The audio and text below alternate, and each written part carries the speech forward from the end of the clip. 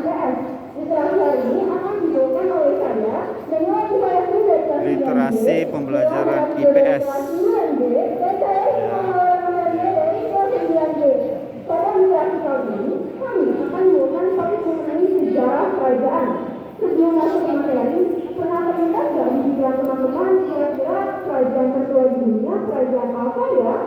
Apakah Indonesia ya? Bukan ya? Berdasarkan sumber yang aku dapatkan, kerajaan tertua itu bisa lebih dari 50 tahun yang lalu loh. Yang punya raja Sabah dari akar.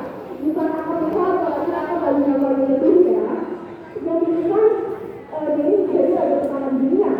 Kerajaannya bernama The Akkadian Empire. Letaknya di negara yang sekarang ada di negara kerajaan. Raja Sabania yang pertama kali menerapkan sistem kekuasaan.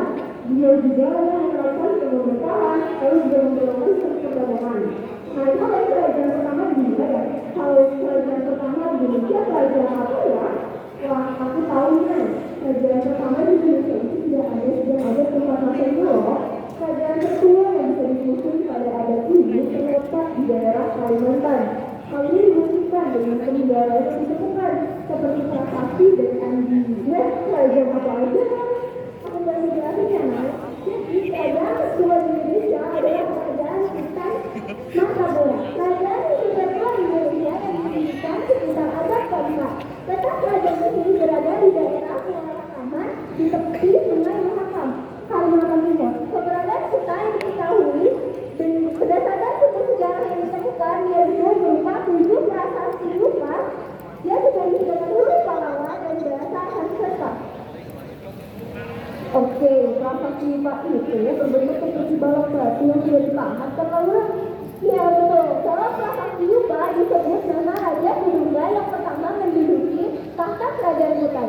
Disebut pula bahwa Kudungga memiliki seorang putra bernama Aswawarman yang menjadi raja kedua Kutai.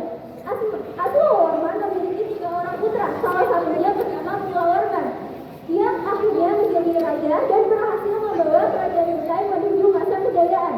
Dari prasasti Yupa dapat diketahui bahwa kerajaan Kutai mencapai puncak kejayaannya pada masa pemerintahan Raja Mulawarman.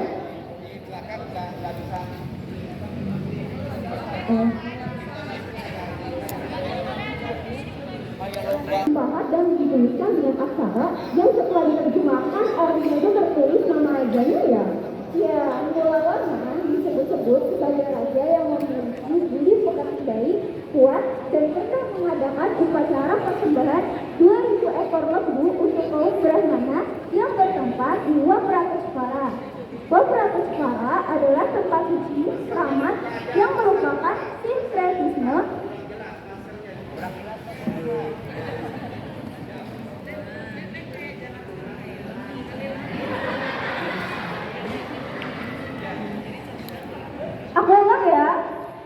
Mulawarman disebut-sebut sebagai raja yang memiliki budi pekerti baik, kuat, dan pernah mengadakan upacara persembahan 2000 ekor lembu untuk kaum Brahmana yang bertempat di Wapratesvara.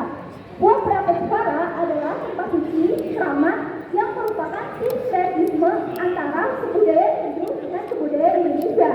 Sebagai keturunan Aswawarman, Mulawarman juga melakukan upacara Pratyastoma, yaitu upacara penyucian diri untuk masuk pada kasta ksatria.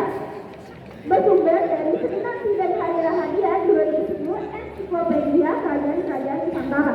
Wah, begitu sakralnya budaya pada masa kerajaan terdahulu ya. Alhamdulillah dari pertanyaan aku di awal, bukan hanya aku nih yang dapat wawasan, tapi kita semua jadi tahu bahwa kerajaan tertua di Indonesia itu adalah kerajaan Kutai Martapura.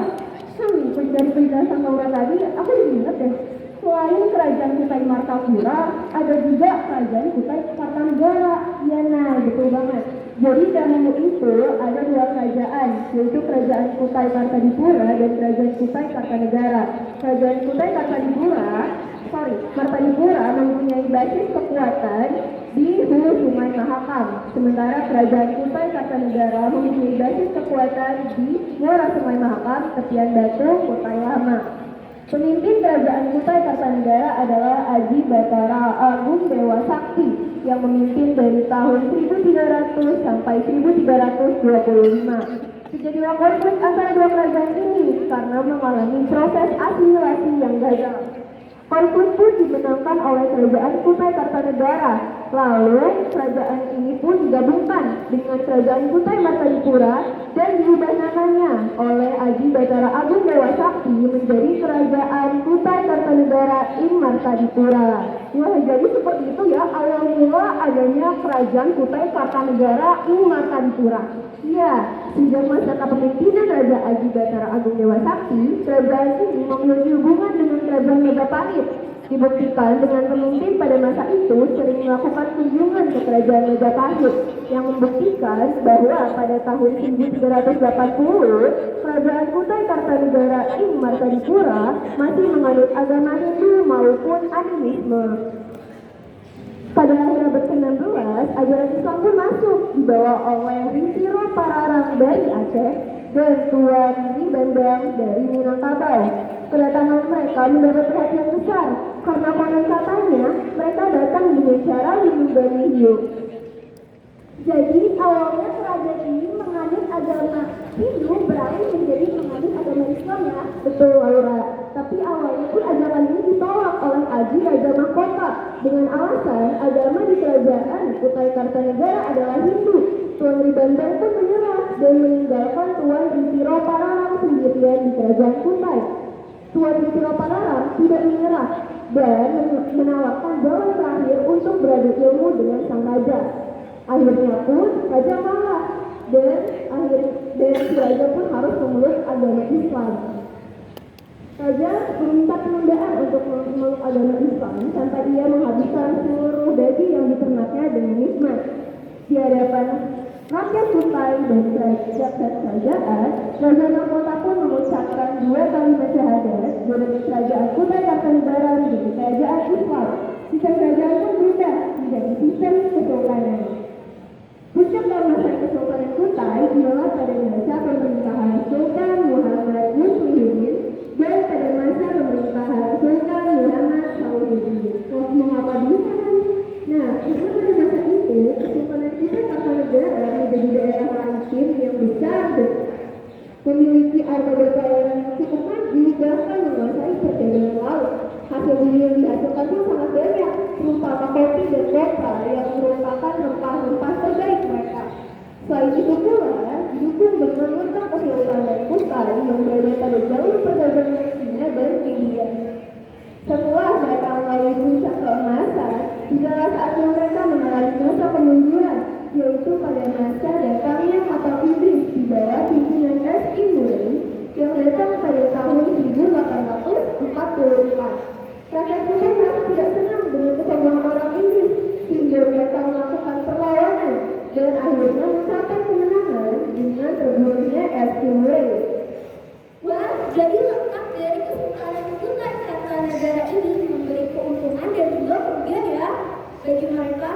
Kan tadi letaknya yang berada pada jalur perdagangan Cina dan India jadi menguntungkan karena hasil bumi dapat terjual dengan akses yang mudah.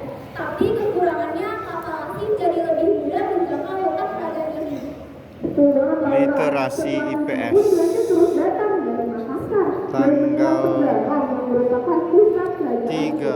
tanggal 3 November tahun 2020. Sultan Muhammad Saudin pun terpaksa melakukan perjanjian yang bernama Ketian Pandan Traktat. Perjanjian ini merupakan akhir dari kemerdekaan Kutai.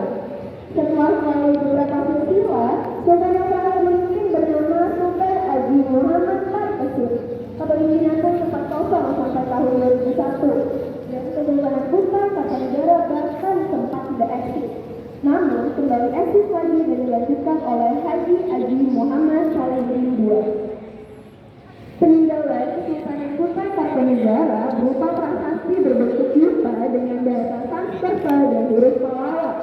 Ada pula kalung Cina yang terbuat dari emas, 1 arsa peluit, dan yang terakhir 12 arsa batu. Peninggalan Kesultanan Kutai setelah masuknya Islam yaitu masjid, Keraton Kesultanan yang dibangun pada masa Sultan A.M. Alimuddin, lalu Keraton Kesultanan pada masa Sultan A.M. Parikesit, dan yang terakhir Istana Baru Kabupaten Kutai yang dibangun Pemkab Kutai pada tahun 2001. Dr. Pustaka Cautami HR, Kerajaan Kutai Kartanegara, Kutai, Pulau Kumala, 2002, Suwondo Bambang Dr. Andes, dan kawan-kawan, Sejarah Daerah Kalimantan Timur, Jakarta, Dikbud 2002, Nasir M. dan kawan-kawan, Perkembangan Islam di Kalimantan Timur, Samarinda, TEI 2004, Adam Boy, Salasila Kutai, Jakarta, Departemen Pendidikan dan Kebudayaan, 1981. Survei A dari Survei ke Kabupaten Kutai, Pemerintah Daerah Kabupaten Kutai, 1975. Wah, begitu hebatnya suasana ini ya, masih ada dan hidup suasananya hingga sekarang. Hal seperti inilah yang harus kita jaga dan lestarikan sebagai identitas bangsa dan bukti betapa hijaunya sejarah dan kayanya adat budaya Indonesia. Baik, kalau gitu kita langsung aja ya masuk ke kuisnya. Pertanyaan pertama yaitu adalah dijawab oleh Kak Laura nih, yaitu pada masa kerajaan apakah Kutai mencapai puncak kejayaannya? Nih, Tidak.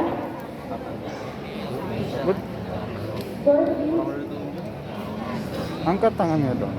Yang tinggi.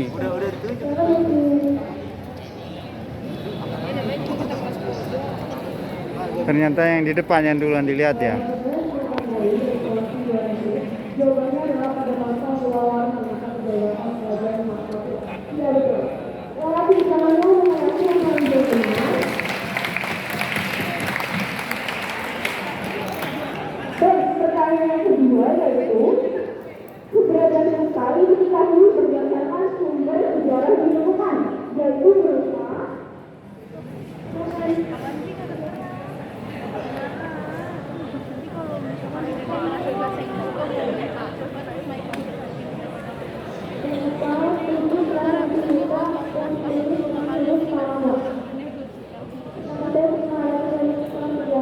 ya, jawabannya betul ya.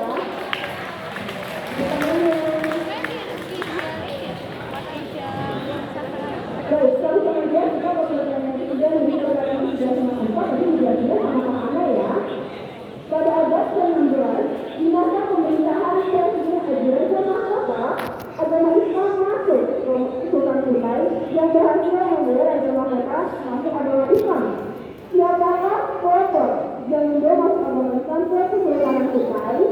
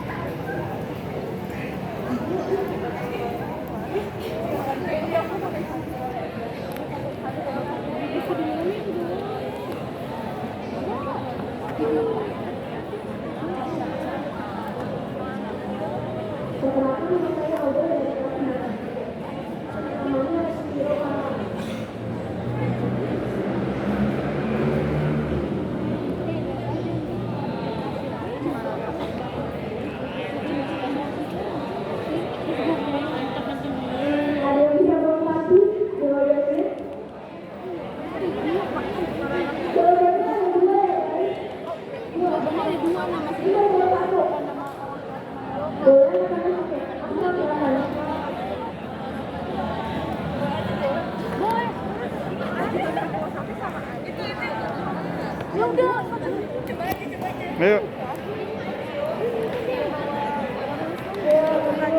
Ayo, ayo. Nah, Siapakah pelopor yang membawa masuk agama Islam ke Kesultanan Kutai?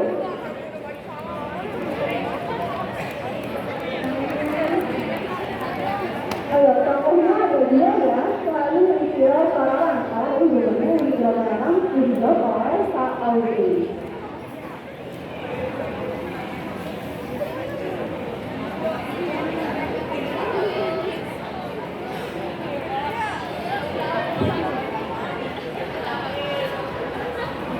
Dan karena memberitahu itu benar, kita kasih beri tangan yang kuning.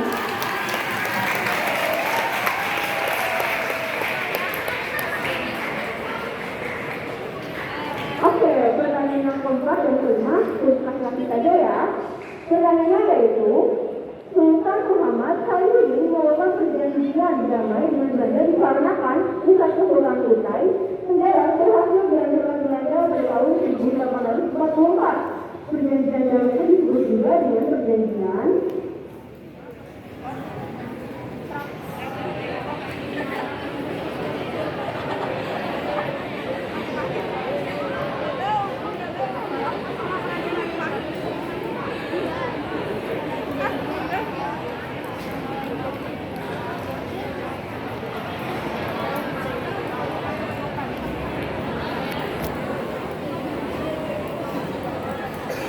Oke, kita ganti ya pertanyaannya. Ayo Joy, come on Joy. Kalau gitu kita ganti pertanyaannya ya.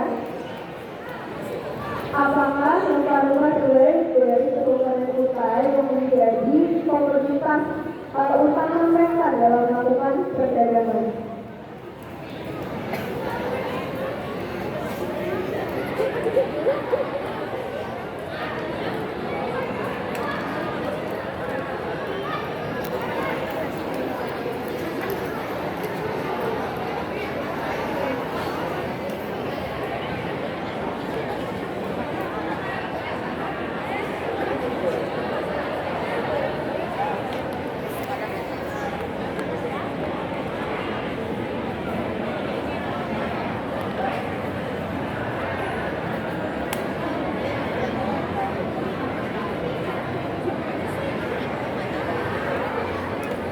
Literasi IPS.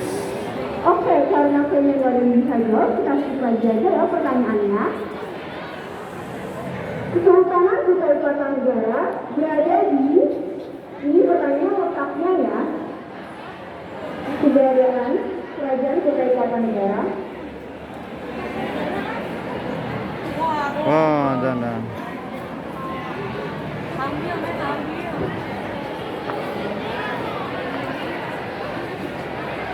Maka mereka bisa menjadi satu letak dari Kerajaan Kutai Kartanegara jadi suara Sumatera Kalimantan. Ini salah. Soal cepat dulu. Jalur ya guys. Jadi itu letak.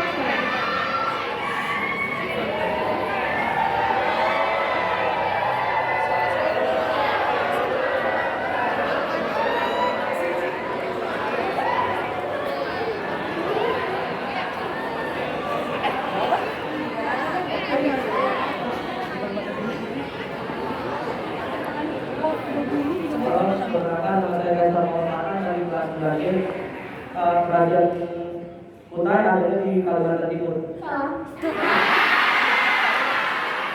Kurang cepat ya. Ini jalur ya, jalur. Jalur letaknya ya. Letak ini ya, bukan Kalimantan Timur. Ibu Sri, ini Ibu Sri, dan sebelahnya yang ngumpet itu adalah Ibu Akada. Ibu Akada ngumpet ya. Nggak memantau dari sebelah sana. Ibu Akada.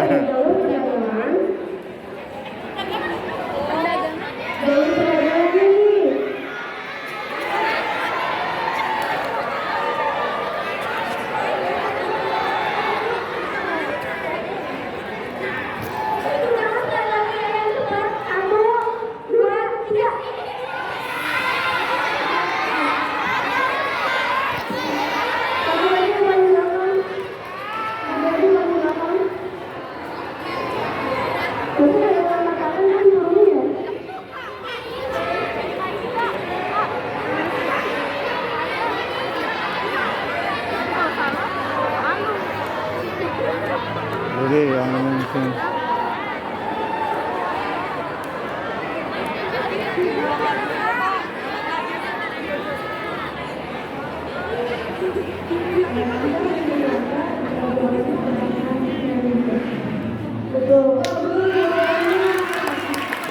namanya siapa itu tadi? Priscilla. Oh bukan, Patricia. Oke, ini pertanyaan terakhir ya. Sekarang kita masuk ke nomor laki-laki. Pertanyaannya nggak susah kok.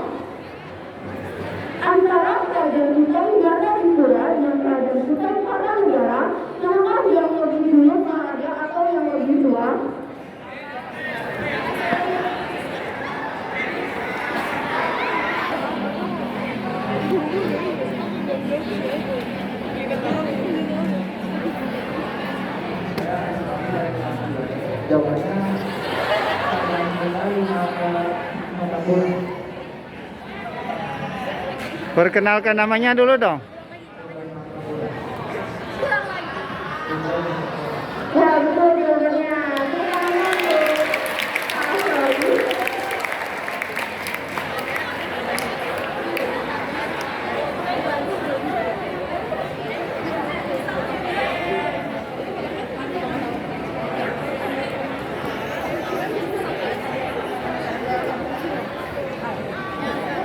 Oke, biar tambah lagi satu pertanyaan yang tidak tahu saya juga kok ya. Pertanyaannya adalah menjelasin sebagai pembukaan dialog ya. Stadion apakah yang pertama kali ada di dunia?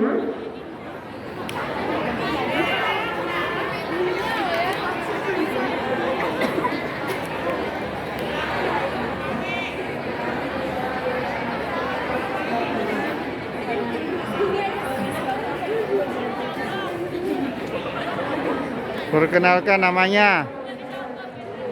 Kurang jelas. Perkenalkan nama saya Lalita Salman, saya dari kelas 8A. Dekatkan. Nah, itu jawabannya ya, ada yang lain. Nggak jelas jawabannya. Sayang aja nggak jelas.